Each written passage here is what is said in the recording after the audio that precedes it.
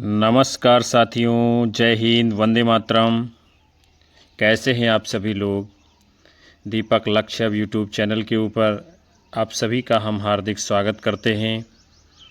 आपके लिए हिंदी साहित्य इतिहास के महत्वपूर्ण प्रश्नों के मॉडल पेपर को लेकर हम उपस्थित हो चुके हैं, जो आपकी आने वाली आगामी भारतवर्ष की सभी प्रतियोगी परीक्षाओं में महत्वपूर्ण साबित होंगे। तो एक बार सेशन को लाइक, कमेंट कर शेयर कर दीजिए। चैनल के ऊपर पहली बार आए हो तो सब्सक्राइब करिए, बेल आइकन दबाइए, ताकि आपको भी आने वाली कक्षाओं का नोटिफिकेशन मिलता रहेगा। तो चलिए हम शुरुआत करते हैं पहले प्रश्न के साथ में। निम्नलिखित में से कौन सी भारतेंदु की अनूदित रचना नहीं है? विद्या सुंदर, पाखंड विडंबन, सत्य हरिश्चंद्र, सती प्रताप। कौन सी रचना जो भारतेंदु की अनूदित नहीं है, ये आपसे पूछा जा रहा है। तो आपका उत्तर क्या होगा? सती प्रताप। ये अनुदित नहीं है। और बाकी विद्या सुंदर, पाखंड विडंबन, सत्य हरिश्चंद्र, ये तीनों रचनाएं अनुदित हैं। आगे बढ़ेंगे। विद्या सुंदर 1868 ईस्वी, पाखंड विडंबन 1872 ईस्वी, सत्य हरिश्चंद्र 1875 ईस्वी, ये सब भारतेंदु की अनुदित नाट्य रचनाएं हैं। जबकि सती प्रताप 1883 ईस्वी, ये क्या है? मौलिक नाट्य रचना है। कैसी है? मौलिक नाट्य रचना है। फिर अगला है, भारतेंदु हरिश्चंद्र जी की नाट्य रचनाओं को देखते हैं। अनुदित में है धनंजय विजय, कर्पूर मंजरी, मुद्रा राक्षस, दुर्लभ बंधु, रत्नावली इत्यादि। मौलिक रचनाएं हैं वैदिकी हिंसा हिंसा न भवति, विशस्य विस्मोधम, भारत दुर्दशा, नील देवी, अंधेर नगरी इत्यादि। फिर है सती प्रताप। इनका जो है भारतेंदु जी का अपूर्ण नाटक है। कैसा है? अपूर्ण है। जिसे पूरा किसने किया? राधा कृष्ण दास जी ने। उसके बाद में डॉक्टर रामविलास शर्मा जी कहते हैं, चंद्रावली नाटक भारतेंदु की आत्मा का प्रतिरूप है। चंद्रावली के माध्यम से भारतेंदु ही अपने आराध्य देव के प्रति अपना प्रेम निवेदन करते हैं। क्या कहते हैं रामविलास शर्मा जी? चंद्रावली भारतेंदु की आत्मा का ही प्रतिरूप है। चंद्रावली के माध्यम से भारतेंदु ही अपने आराध्य देव के प्रति अपना प्रेम निवेदन करते हैं। उसके बाद में अगला प्रश्न आपके सामने है, स्कंदगुप्त नाटक में आए संवादों को पहले से बाद के क्रम में लगाना है। तो इसमें सबसे पहले कौन सा आएगा आपका संवाद? वो आएगा, अधिकार सुख कितना मादक और सारहीन है।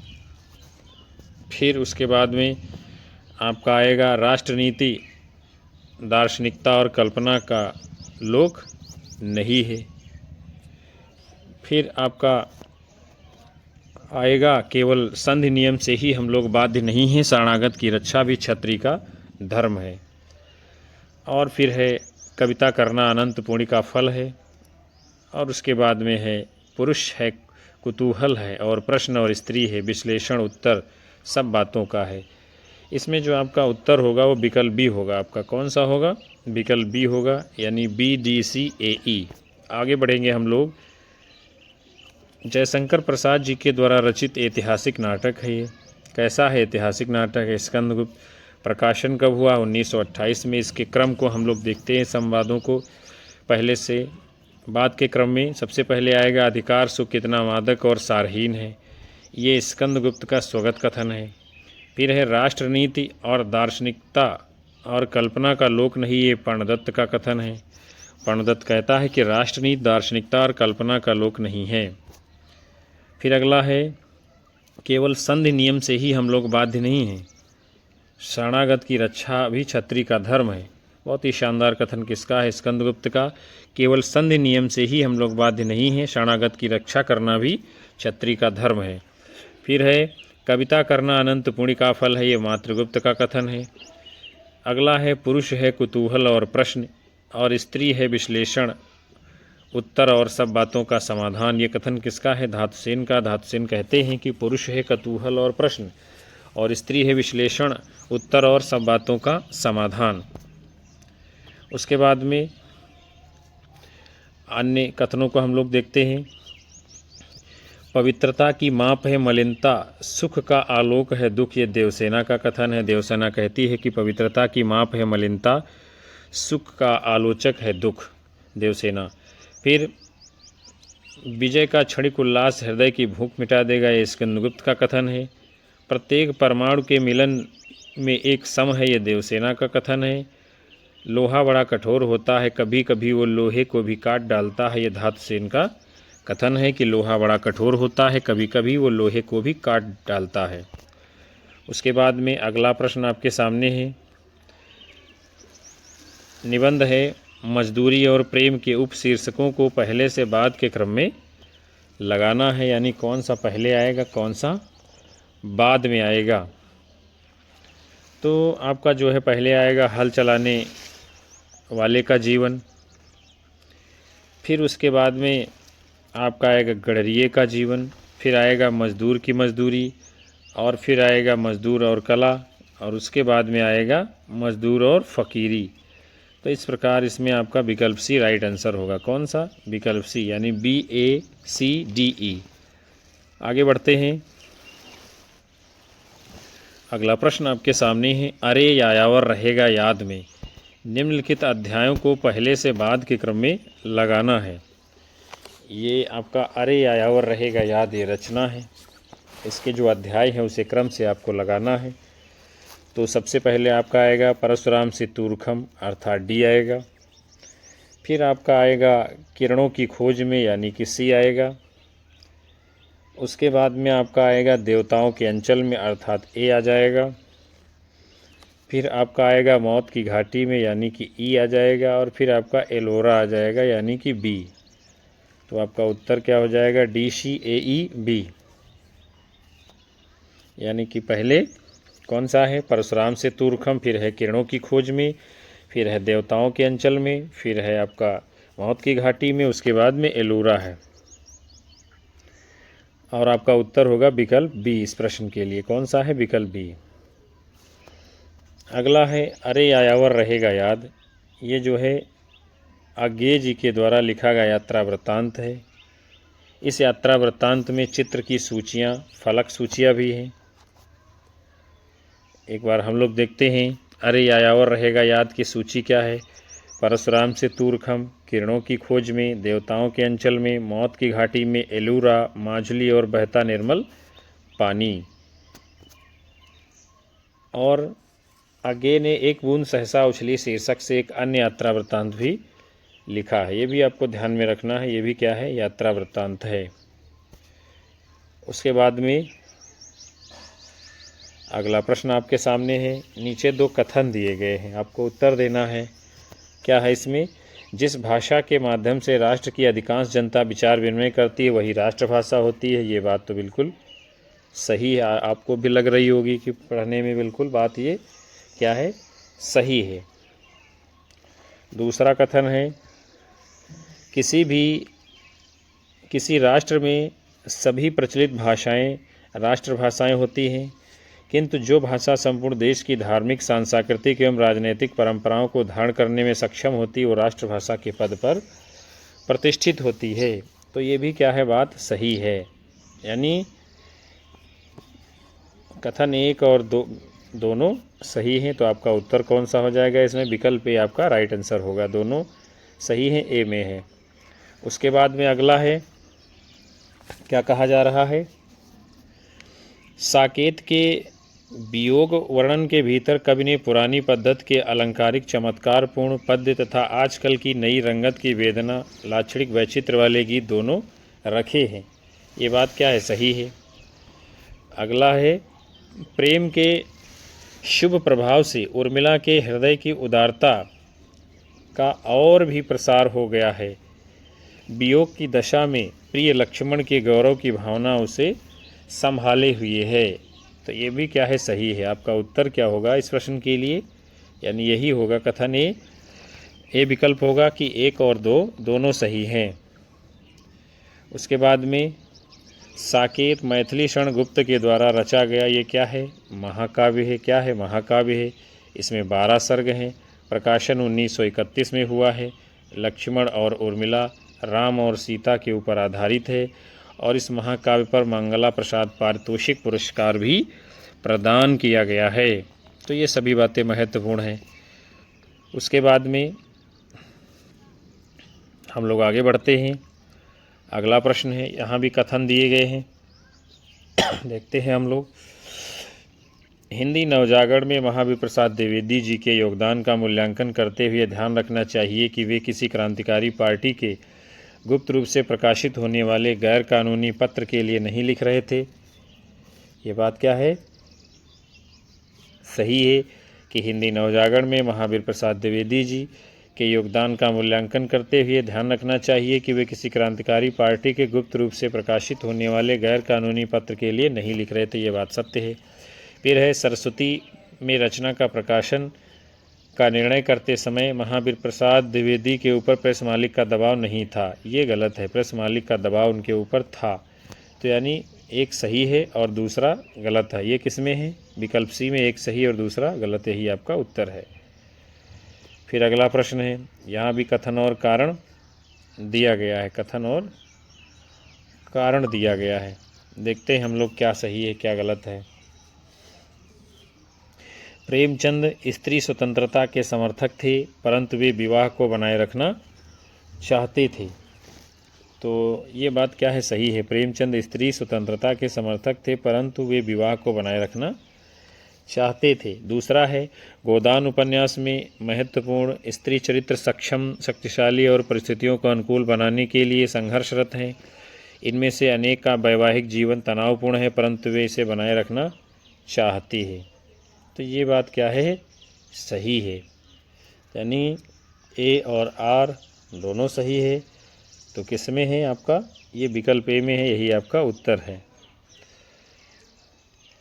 आगे बढ़ेंगे हम लोग। अगला आपके सामने प्रश्न है, सिंदूर की होली नाटक की दुखांत परिणत हमें नाटक में आई परिस्थितियों तथा तत्जन्य समस्याओं को सोचने समझने के लिए बाध्य करती है और विचारों में डुबो देती है। ये बात सही है।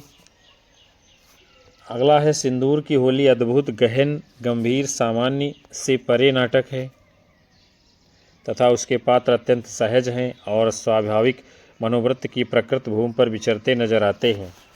ये भी बात क्या है? बिल्कुल सही है। सिंदूर की होली अद्भुत, गहन, गंभीर, सामान्य से परे नाटक है तथा उसके पात्र अत्यंत सहज और स्वाभाविक मनोवृत्ति की प्रकृत भूमि पर विचरते नजर आते हैं। तो ये भी क्या है? सही है। तो आपका इसमें क्या है? कथन एक और दोनों सही है। तो आपका जवाब क्या हो जाएगा इस प्रश्न के लिए? विकल्प ए ही आपका राइट आंसर है। सिंदूर की होली ये लक्ष्मी नारायण मिश्र का नाटक है। प्रकाशन 1934 में हुआ है। हम लोग आगे बढ़ते हैं। अगला प्रश्न है, शिव शंभू के चिट्ठे से संबंधित निम्नलिखित कथनों पर विचार कीजिए। इन चिट्ठों से 8 चिट्ठे लॉर्ड कर्जन के नाम, 2 लॉर्ड मिंटो के नाम, यानी शिव शंभू का जो चिट्ठा लिखा गया है उसमें क्या है? 8 चिट्ठे लॉर्ड कर्जन के नाम और 2 चिट्ठे लॉर्ड मिंटो के नाम है। ये बात सही है। और अगला है, खेतों में से एक क्या लिखा है? खतों में से एक खत गुप्त जी ने शाइस्ता खां के नाम से फूलर साहब को तथा एक सर सैयद अहमद के नाम से अलीगढ़ कॉलेज के छात्रों को लिखा है। तो ये कथन किसका है? खतों में एक खत गुप्त जी ने शाइस्ता खां के नाम से फूलर साहब को और एक सर सैयद अहमद खां के नाम से अलीगढ़ कॉलेज के छात्रों को लिखा है। ये भी बात क्या है? सही है। तो आपका उत्तर क्या होगा? विकल्प ए, यानी कथन 1 और 2 दोनों सही हैं। बाल मुकुंद गुप्त द्वारा रचित शिव शंभू का चिट्ठा, ये क्या है? निबंध संग्रह है। इनमें जो है 8 चिट्ठे लॉर्ड कर्जन के नाम हैं और 2 चिट्ठे लॉर्ड मिंटो के नाम हैं। और खतों में एक खत जो है गुप्त शाइस्ता खां के नाम से है फूलर साहब को, और एक सर सैयद अहमद खां नाम से अलीगढ़ कॉलेज के छात्रों को है। फिर शिव शंभू के चिट्ठे का विषय क्रम क्या है? बनाम लॉर्ड कर्जन और श्रीमान का स्वागत, बनाम लॉर्ड कर्जन श्रीमान का स्वागत, वायसराय का कर्तव्य पीछे मत फेंकिए, वायसराय का कर्तव्य पीछे मत फेंकिए, आशा का अंत एक दुराशा, विदाई संभाषण, बंग विच्छेद, लॉर्ड मिंटो का स्वागत, मार्ली साहब के नाम के आशीर्वाद, शाइस्ता खां का खत और सर सैयद अहमद का खत। ये इसका जो है क्रम रहा है, विषय का क्रम है। फिर अगला प्रश्न है, क्या है, रचनाएं दी गई हैं और उसका जो है मिलान करना है। तो देखते हैं हम लोग जो है, सबसे पहले क्या है, आचार्य रामचंद्र शुक्ल और हिंदी आलोचना। आचार्य रामचंद्र शुक्ल और हिंदी आलोचना, तो ये पुस्तक किसकी है, रामविलास शर्मा की है। फिर है आचार्य रामचंद्र शुक्ल आलोचना का अर्थ की आलोचना, तो ये पुस्तक किसकी है, ये रामस्वरूप चतुर्वेदी की है। रामचंद्र शुक्ल आलोचना का अर्थ की आलोचना। फिर अगला है आचार्य रामचंद्र शुक्ल आलोचना कोश, ये पुस्तक किसकी है, ये रामचंद्र तिवारी की। फिर है हिंदी आलोचना की परंपरा और आचार्य रामचंद्र शुक्ल, ये पुस्तक किसकी है, शिव कुमार मिश्र की। और इसमें जो आपका उत्तर होगा विकल्प सी होगा। कौन सा होगा, विकल्प सी आपका उत्तर होगा। हम लोग आगे देखते हैं जो है, आचार्य रामचंद्र शुक्ल और हिंदी आलोचना, ये रामविलास शर्मा की पुस्तक है। आचार्य रामचंद्र शुक्ल आलोचना का अर्थ की आलोचना, ये डॉक्टर रामस्वरूप चतुर्वेदी की पुस्तक है। फिर है आचार्य रामचंद्र शुक्ल आलोचना कोश, हिंदी आलोचना की परंपरा, क्या है, आचार्य रामचंद्र शुक्ल आलोचना कोश, ये रामचंद्र तिवारी की पुस्तक है। हिंदी आलोचना की परंपरा और आचार्य रामचंद्र शुक्ल, ये शिव कुमार मिश्र की पुस्तक है। और सभी पुस्तकें ये महत्वपूर्ण हैं, इसलिए आपको ज़रूर ध्यान में रखना है। उसके बाद में आचार्य रामचंद्र शुक्ल और हिंदी आलोचना पुस्तक का प्रकाशन 1955 ईस्वी में हुआ है। इस पुस्तक की विषय सूची है साहित्य और लोक जीवन, साहित्य और लोक जीवन, संत साहित्य में योगियों की भूमिका, जायसी का प्रेम मार्ग, भक्ति का विकास और सूरदास, गोस्वामी तुलसीदास, राग दरबारी काव्य परंपरा, हिंदी गद्य का विकास और भारतेंदु काल, नई हिंदी कविता और छायावाद, इतिहास, जातीयता और साहित्य के रूप, निबंध रचना, फिर शैली व्यक्तित्व है। उसके बाद में डॉक्टर रामविलास शर्मा जी की अन्य आलोचनात्मक पुस्तकें हम लोग देख लेते हैं। भारतेंदु युग, प्रगति और परंपरा, प्रेमचंद और उनका युग, प्रगतिशील साहित्य की समस्याएं, महावीर प्रसाद द्विवेदी और हिंदी नवजागरण, नई कविता और अस्तित्ववाद। बड़ी ही महत्वपूर्ण पुस्तकें हैं और रामविलास शर्मा की तो एक पुस्तक परीक्षा में आनी ही है निश्चित रूप से, कोई भी परीक्षा हो आपकी।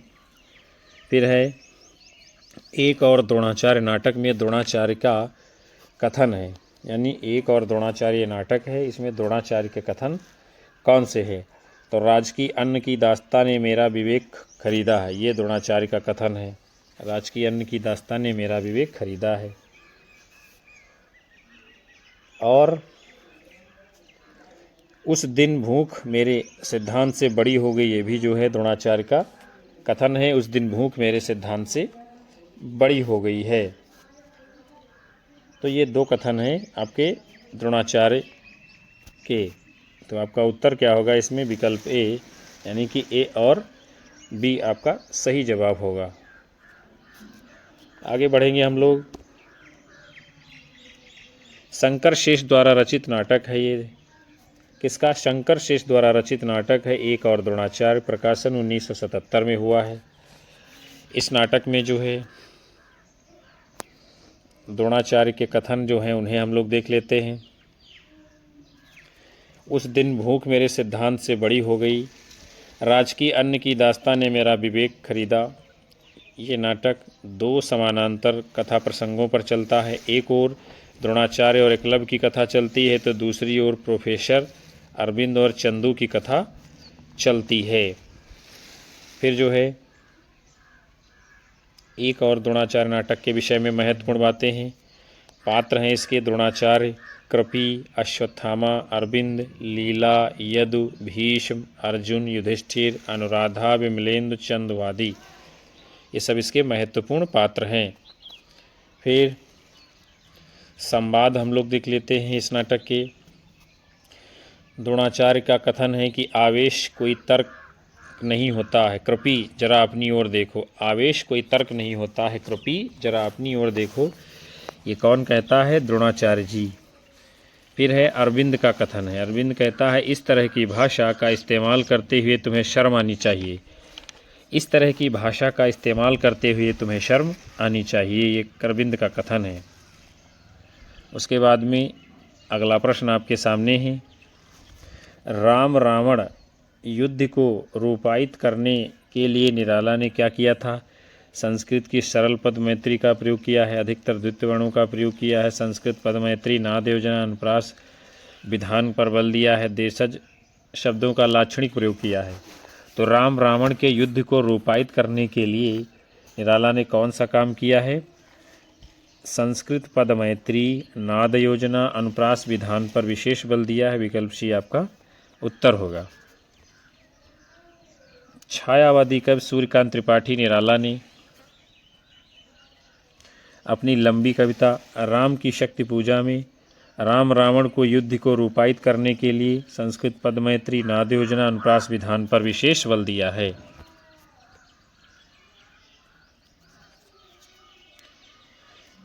राम की शक्ति पूजा की कविता की विशेषताएं क्या हैं? 1936 ईस्वी में इसका प्रकाशन हुआ है। निराला द्वारा रचित तुलसीदास काव्य रचना को राम की शक्ति पूजा का पूर्व संस्करण कहा जाता है। इम्पॉर्टेंट बात है, यानी जो निराला द्वारा रचित है तुलसीदास काव्य रचना को राम की शक्ति पूजा का पूर्व संस्करण कहा जा सकता है। रामविलास शर्मा के अनुसार राम के संघर्ष का चित्र जितना प्रभावशाली है उतना उनकी विजय का नहीं। ये बात कहते हैं रामविलास शर्मा कि राम के संघर्ष का चित्र जितना प्रभावशाली है उतना उनकी विजय का नहीं। ये किस विषय में है? राम की शक्ति पूजा के विषय में रामविलास शर्मा का कथन है। उसके बाद में है ये कविता कृत्तिवास ओझा कृत कृत्तिवास रामायण की कथा पर आधारित है। ये सभी तथ्य आपके लिए मोस्ट इम्पॉर्टेंट हैं। कृत्तिवास ओझा कृत्तिवास रामायण की कथा पर ये आधारित है, राम की शक्ति पूजा। अगला प्रश्न आपके सामने है। नंददास के बारे में रामचंद्र शुक्ल के विचार कौन से हैं? किसके बारे में? नंददास के बारे में। और रामचंद्र शुक्ल के विचार कौन कौन से हैं देखते हैं हम लोग। तो इनकी रचना बड़ी सरल और मधुर है। ये विचार है शुक्ल जी का, इनकी रचना बड़ी सरल और मधुर है। फिर है कृष्ण की रास लीला का अनुप्रास आदि युक्त साहित्यिक भाषा में विस्तार के साथ वर्णन है। ये भी जो है इनका शुक्ल जी का यानी कथन है नंददास के बारे में। और बाकी की बातें जो है शुक्ल जी की नहीं है। क्या है? इनकी रचना बड़ी ही सरस और मधुर है, ये शुक्ल जी का कथन है। और कृष्ण की रास लीला का अनुप्रास आदि युक्त साहित्यिक भाषा में विस्तार के साथ वर्णन है। ये भी बात शुक्ल जी ने नंददास के विषय में कही है। तो आपका उत्तर क्या होगा इसमें? विकल्प बी अर्थात ए और बी आपका जवाब होगा। फिर है नंददास के विषय में अन्य जो है शुक्ल जी के महत्वपूर्ण कथन। ये सूरदास जी के प्राय समकालीन थे। और उनकी गणना अष्टछाप में है। सूर ने स्वाभाविक चलती भाषा का ही अधिक आश्रय लिया है। अनुप्रास और चुने हुए संस्कृत पद विन्यास आदि की ओर प्रवृत्ति नहीं दिखाई है। पर नंददास जी में ये बातें पूर्ण रूप से पाई जाती हैं। सूरदास जी क्या लिखा है कि ये सूरदास जी के प्राय समकालीन थे और उनकी गणना अष्टछाप में है। ये सूर ने स्वाभाविक चलती भाषा का ही अधिक प्रयोग किया है। अनुप्रास और चुने हुए संस्कृत पद विन्यास आदि की ओर प्रवृत्ति नहीं दिखाई। पर नंददास जी में ये बातें पूर्ण रूप से पाई जाती है। उसके बाद में अगला प्रश्न आपके सामने है। प्रकाशन वर्ष की दृष्टि से सही अनुक्रम है। प्रकाशन वर्ष की दृष्टि से सही अनुक्रम इसमें से कौन सा है? आचार्य रामचंद्र शुक्ल और हिंदी आलोचना, हिंदी जाति का साहित्य, भारतीय सौंदर्य बोध और तुलसीदास परंपरा का मूल्यांकन। तो इस प्रश्न में क्या है? रचनाएं तो ये सभी महत्वपूर्ण है, लेकिन इसमें कोई क्रम विकल्प सही नहीं है। इसलिए हम आगे देख लेते हैं कि इनका प्रकाशन कब हुआ है। तो आचार्य रामचंद्र शुक्ल और हिंदी आलोचना, इसका प्रकाशन है 1955 ईस्वी। परंपरा का मूल्यांकन प्रकाशन वर्ष है 1981 ईस्वी। हिंदी जाति का साहित्य प्रकाशन वर्ष है 1986 ईस्वी। भारतीय सौंदर्य बोध और तुलसीदास का प्रकाशन है 2001 ईस्वी। और उपर्युक्त ये सभी जो है पुस्तकें किसकी हैं? डॉक्टर रामविलास शर्मा जी की। किसकी हैं?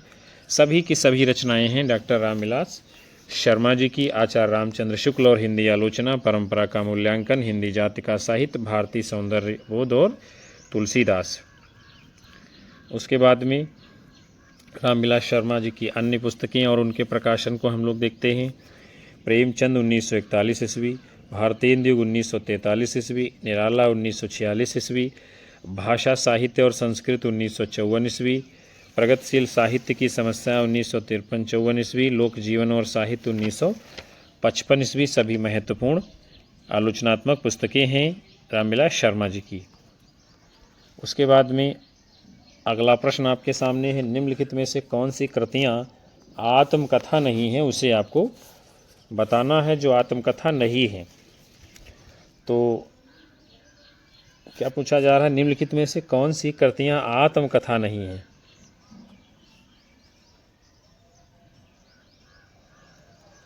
तो इसमें तो जो है एक कहानी यह भी है तो आत्मकथा है,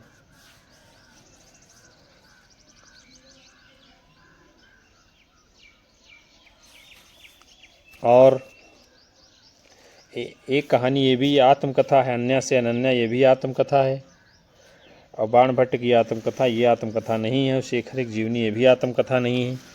तो आपका उत्तर क्या होगा, बी और डी किस में है, विकल्प डी में, यही जो है क्या है, आत्मकथा नहीं है। आगे बढ़ते हैं हम लोग।